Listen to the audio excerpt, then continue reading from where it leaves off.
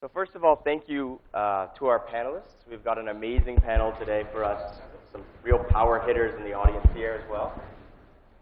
You know, my first question, having heard so much about what's going on here today is, you know, you guys are the emerging entrepreneurs that have really stood out, that have made it over the last 5-10 years here.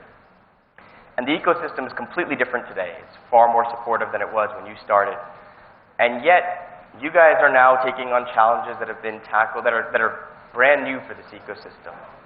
When you're talking to a brand new entrepreneur today, and I know many of you are investors in new emerging companies, what is the single thing you tell them on how to be successful, how to get to the levels that you guys have reached? And we'll just go around. I mean, I want to ask you first, Kunal. I think, you know, whenever I meet a new entrepreneur or, you know, aspiring entrepreneur, only two things at least I look for. One, do they have, you know, absolute deep passion or not? Right? Will they go the complete way or not for whatever they are pursuing? And secondly is the idea that they are pursuing large enough or not. It has to be needle moving in some way or the other, either for a large number of people, a society, or the country. And oftentimes that proves to be a great filter for what they eventually end up building.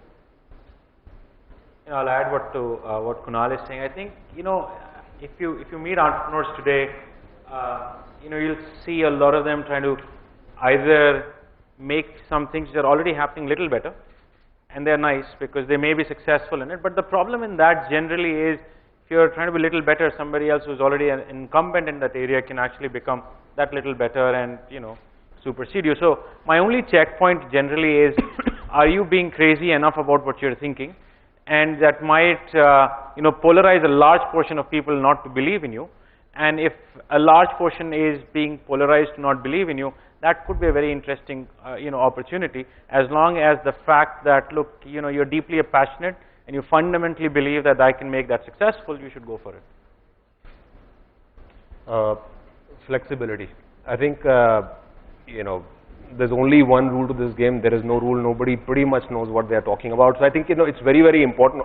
All of us will start with some kind of an Excel sheet maybe, or, you know, maybe a PowerPoint slide. But the business always evolves to be something very, very different. So one just needs to, at least I try to spot that flexibility, that the guy is willing to change course. For me, I think the biggest differentiator will be the team itself. Who are the folks who are starting the startup? A startup actually goes through a lot of changes. When you land with the idea, and by the time if you make it through and you are successful, the idea that you are eventually implementing, it is very different. And the only reason it can happen is if the founders and if the people who are starting the company are open with each other, who can challenge each other, so startup is basically all about challenging the basic assumptions of the market that you are trying to solve. And if the people can, in the right spirit, challenge each other and make sure that there are no shortcuts, there are no standard terms, so to say, and they continue to just keep making sure that they both rise to the occasion. That is the biggest one. And then the second is idea. Idea will come, people, the right people and the right attitude is what I think makes and breaks a startup. So it's interesting because when we look at the panel here, two of you, you know, Ankit and Naveen, really have a technical background. You guys were coding at some point in the past and really are close to your product that way. And of course, all of you are in some sense. But, you know, Kunal and Pranay have a little bit more of a business orientation more than a technology background. What do you mean? I mean, what I mean. I mean, you know, Pranay talks about spreadsheets and PowerPoints, whereas Ankit is, you know, the guy building the product. But in India, you know, it's a little bit different because we do see both coming out and being successful. Business guys, people with great savviness and growth and marketing, and then people with strong backgrounds in product and technology. You know, how do you weigh those when you think about starting a new company today or evaluating a new company that you're looking at? You know, where do you see more strength and where do you get more conviction? And we'll go backwards. So yeah, Ankit, you go first. So I think being, like you mentioned, the background of an engineer, it's actually sometimes it works against you as well, because as an engineer you love to do cool things, but what you need to understand is engineering cannot be an end in itself. It has to solve a problem, and it has to solve a product problem, a people's problem, And I think that's where the right combination actually works out well, where there is a good person who can think through the engineering solutions, but more importantly, that you are trying to think of a problem first instead of starting with the solution itself. And I think in terms of what kind of products to build and what kind of solutions or what kind of identity the company will have, engineering does play a significant role, but the more important part is that it has to be fundamentals first, driven from an actual problem, and then worked on top of it. I have a feeling you'll find that our supposed brilliance is far exceeded by our modesty when you go through the answers, because, I think it's building companies a team sport, man. So it's very, very hard to say, what is important. I mean, I'll always turn back to him and say, an engineer can build a company, but just a business guy who can't code, I think it'll be tough for him to be in this industry. So I think it's a combination of things. I actually disagree with your question altogether. I think your question, and I'll tell you why, because I think, look, each one of us may have our own strengths. So we'll go down that path. But what we are trying to do is, we are trying to create some epic shit out there, right? It's not easy to do it, which means you're going to do whatever it takes to make it happen. So whether if you want us to, if I'm not that good at marketing, I will have to better learn it, because I don't see one or the two, being the path for making that successful. I just think you're going to come up with people who can be amazing at marketing and conceptualizing a product, and might not be great at coding, so they'll figure out how to get it coded. But I just think it is so hard to build product, it is so hard to build a business, that just the fact that we are able to do it, or people are able to do it out there, I think that in itself is a massive success in it. So I did code a hangman game in college, and Rohit, my brilliant co-founder, helped me with it from India. But I actually echo everything. But I just feel that at the end of the day, you need acute level of adaptability. I think acute level of adaptability. This is as Darwinian as it gets. And if you don't adapt, you will fail, right? And someone else will succeed. So. And along with that, I think you as a result start picking up that how important it is to not only attract the best talent. So I echoed what Evan was saying. I think both Rohit and I have been executive recruiters last 6 months. I think we've just been running around the country hiring great team members to fit in all those gaps in our team and in our own skill sets. That I think we are past the point of relearning or learning new skills. And we'd rather get people from outside who have experiences in those. Naveen, I want to ask you a question, because in many ways you're... No, just because you didn't like my question, I want to ask you a question directly.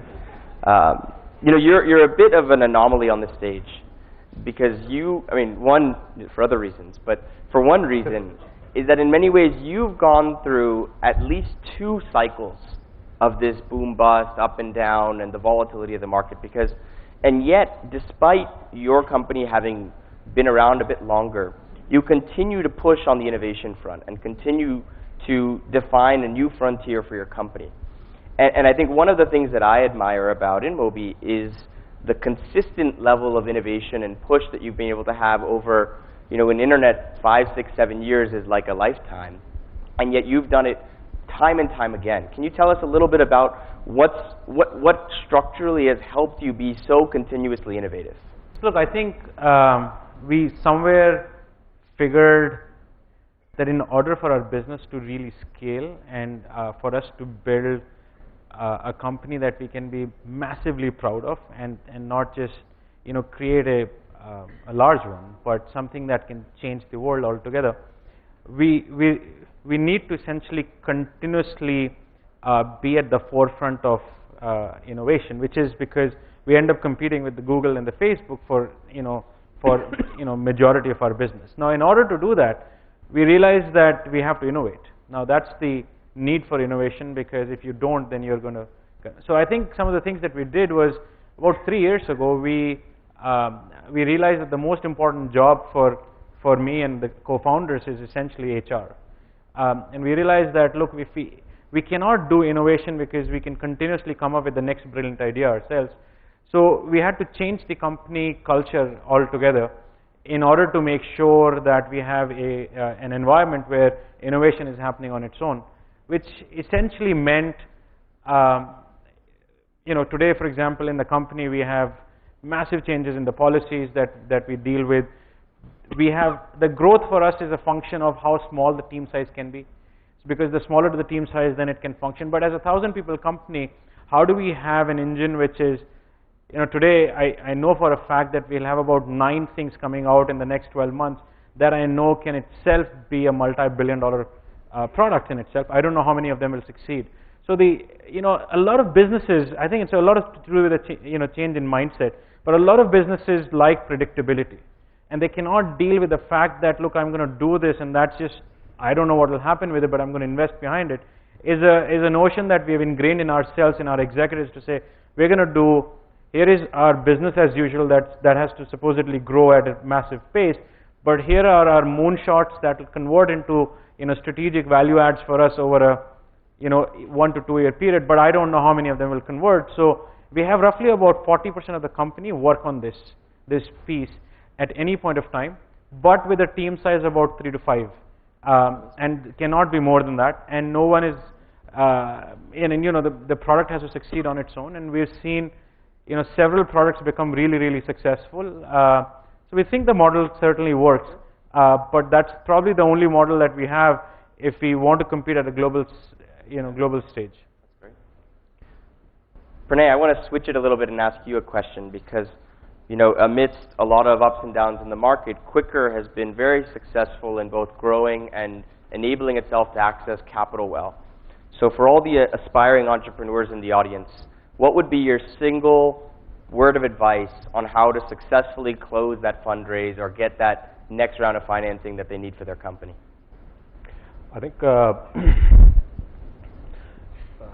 think 2 things. One is you can't take your eye off. It's a hard thing to say and easier said than done always, but whenever you are in the fundraising mode, you are doing 2 things, and so don't forget the company while you are trying to fundraise, because some people do get that wrong, and that's not a pretty situation.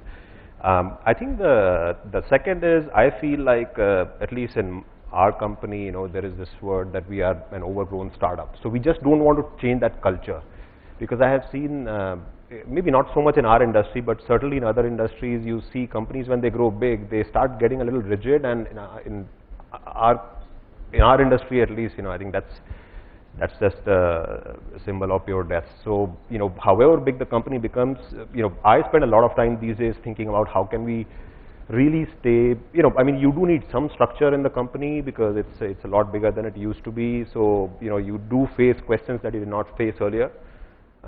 Your team does start asking you, why don't we have a cafeteria yet? You go through those phases and things like that, right? So you do need new things, but you can't lose that fabric. So I feel like that is, if there is one thing that contributes to a successful company, whether it's in fundraising or any other way, I would say it's that the heart of the company needs to stay young. Okay, Kunal, what is the e-commerce, what is it going to look like in 5 years? Like, who's going to be there? How big are the companies going to be? How strong is Snapdeal going to be? Tell us what's going to happen. If Vijay was here, I would have pawned you against each other, but he's not here right now. But tell us, what is it going to look like? So I don't think I have a crystal ball for 5 years, but I would say there are a few tenets with which we are trying to build our business. I think one is just build really long-term capabilities, because many parts of our business is very replicable, right? Every new guy thinks who gets his hand on some money that, hey, let's throw up a bunch of iPhones on the website, run cashbacks on it, and we'll sell, and there you go, you have an e-commerce company. But I think you're not talking about anybody in specific, are you? I don't know. I'm just so less said the better. But so I think the fundamentally you have to deliver experience, and for that you have to build a lot of capabilities. Doesn't mean we have built all of them, but we are investing a large chunk of our capital that we are raising into putting hard assets in the ground, buying or owning parts of logistics companies, putting warehouses together, because the small businesses in India who are the bread and butter of our supply have no infrastructure. And if they want to grow, whatever infrastructure they have, they will run into a ceiling very, very quickly.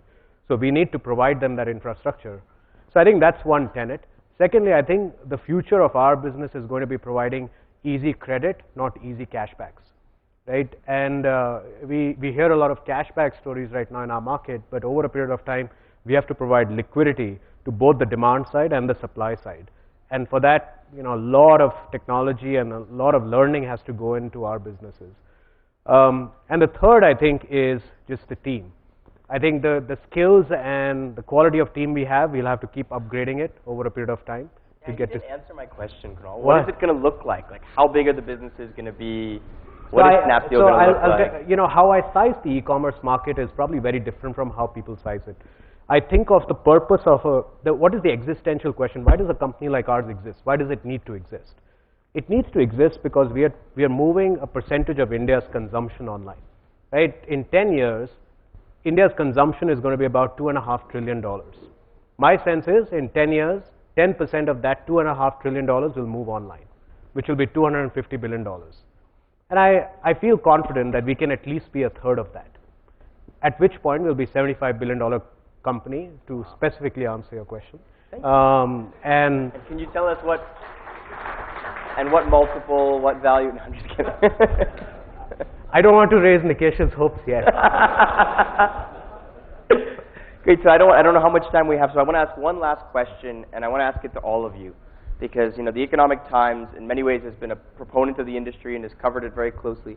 Oh, never mind, we've got 10 minutes remaining, so we're going to get to that question in a second. But Ankit, I want to ask you a question. The technology talent in India has changed a lot in the last 5-10 years. And today, what I find, at least on the ground, is that there's a stronger quotient of great technologists within India, but there is just huge demand, and there's so many companies recruiting. I mean, half of the team up here has already said their main job is to recruit. How do you manage your team? How do you manage building a business in a time when there is so much demand for great talent? I'm going to be taking notes, by the way. I hope it's okay. Hiring has been one of the biggest challenges for all the companies right now, and engineering in itself is the challenge because, like you mentioned, the pool is really small. But the good thing about it is, with the startup wave that has been going through Bangalore and even Delhi and Mumbai, that a lot of fresh engineers are now actually aspiring to be in these companies. And more importantly, with the companies that are on the stage and the ones that will be started soon, they don't have the leeway to wait around. They cannot wait around for some innovation to come from the West and then it can be adopted here, because now the heat is on. You are innovating for your country and you are innovating for your company. So I think the companies that create that environment, create the environment where engineers not only just learn from each other, but they also start challenging themselves and actually fast track the whole trajectory of knowledge. I think that's the only way to go about it, which means that hiring will always be a numbers game unless you have a culture that is strong enough and unless you have an environment that is strong enough that not only can attract people but also can grow them, groom them. Just to give you an example, for example, the industry that we are in, it's unforeseen. For example, e-commerce still or ad networks still are 10 years old, and there has been a great knowledge base that is there, a great best practices framework that has been there. But in our industry, there is no such thing. It's all unprecedented, and you are creating the playbook. And in that case, to be told, experience matters, but what matters more is that fail fast and keep learning and just creating that environment where people continue to just make better versions of themselves. And there is no lack of talent in India, and that's the good thing about it. Just create that right environment, create that right culture, and create that right incentive for the people to shine. And I think that's all that is required to have a great sustainable engineering team. So for each of you, obviously building great businesses in India is an important priority, and yet at the same time, some of you have global aspirations. Naveen, certainly, InMobi is probably a larger business outside of India than it is within, but for the other three, you guys are really India-centric businesses. Do you think about going global? Is that an aspiration for you? Do you think about opportunities? And if so, how do you think about them? What are the opportunities you're excited about? And we'll go around. Kunal, why don't you start again? Yeah, look, ours is a super localized business. I think as I mentioned, I'd be contradicting myself if I said suddenly we want to go abroad without having built all the capabilities we really need to build in India, which is, I think, not a 1 year, 5 year, it's actually a 25-year journey for us. So I don't see us going anywhere outside of India. I think we want to build structural advantages in India, and that'll take many, many years and quite a lot of capital.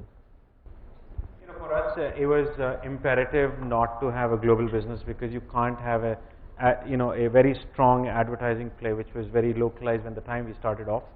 And today, I think the way the world functions, most of the players, a large part of the spends that happen in the world now, and increasingly more large parts of spends will actually have a global component to it. So, people, we now work with agencies in New York who spend right from sitting in New York into China, into India, into all of these markets. So, therefore, having a global footprint became very, very important aspect of what we do. And I think today it's a big, big differentiator in how we function. Having said that, I think the interesting part, while our business significantly is much larger outside of India, I think India has become a massive focus for us over the past 6 months. I'm sure you would agree. I think there is a lot of dollars coming in, so all of these guys spend a lot of dollars here. So why not take some money from friends itself and build a strong business in India? So we've basically upped our ante in India massively, and now we do business in India also. Ours is no plans of going outside of India. I think India is a big opportunity. Plus, in our business, it's a classic network effect business, like maybe many others here. But in our case, we think of outsiders think of Quikr as a company of India, but it's actually a company of Bangalore, Bombay, Delhi, etc. It's a city-based marketplace. So I'll go to the extent of saying that if there was no growth in the market, I would actually concentrate our marketing dollars only in specific cities and go very deep in that, as opposed to spreading ourselves across the country. Really, guys, service here, so there's no point going outside. And transportation in itself, it's a very local problem. And beyond the obvious ones, the second and third level problems, when you start to solve, you need to have a contained problem statement. You need to have a contained ecosystem where you are working. And transportation in India is huge. And look at it, just 3% of the population has car ownership, and every one of them needs to get from point A to point B. So for us, it's a big enough market. So let's put a situation in front of you. Let's say you found this awesome team, great, young, energetic talent, passionate. They want to start a company. They don't want to join you despite you trying to recruit them. They don't want to join. They're saying, look, I want to start the next big opportunity. What do you tell them to do? Go for it. No, that's not my question. Come on. They're saying, I want to start something, but what should I start? What excites you today? Go for it. I answered the question. No, so I think it's important. That said, I think it's important I'm asking you for a startup idea, just to be very clear. Don't no more Okay. beyond. Okay. Tell us, what would you start if you were starting a new business today? What would you start? If you look at two of the big unsolved problems in India right now, and earlier today in our office, free charge office, Nikesh mentioned the same, which is healthcare and education. I think these are two really big unsolved problems of India when you look at the whole consumption chart of India. So I would say find a big problem to solve and go for it. Okay. If we really want to challenge the entrepreneur, we would say that why don't you try and solve the traffic problem for Bangalore? But then the problem with that would be nobody would fund it, because it's like one of those impossible problems to solve. So therefore, we'll get to some simpler problems like healthcare, and say, why don't we try and solve for healthcare in this country? Because I think you can still probably solve for healthcare and save people from dying, then have them on the road. Vernacular. I think our internet is about to splinter from English internet into 20 different internets, especially in network effect businesses. So I feel that's the next frontier. Always will be education, because we have massive human resources, and providing vocational training, providing right education, you not only unlock value for them, but you also unlock value for a lot of players in the system. And but here's the actual thing that I would say, that go find a problem that actually is impacting you day to day, and then solve that first. Because unless there is a personal connect to the problem, or unless that connection or that emotional drive is there, it's really difficult to adopt a problem and then solve it. But if I had to answer, which I think I have to, so education will be that. Everyone, please give a round of applause for our fantastic panel. Thank you guys very much. Thanks. Find us on Facebook at facebook.com/etnow, and don't forget to click the like button. You can also follow us on Twitter at etnowlive. To stay updated with all our programming, hit the subscribe button on our YouTube channel by logging on to youtube.com/user/etnow.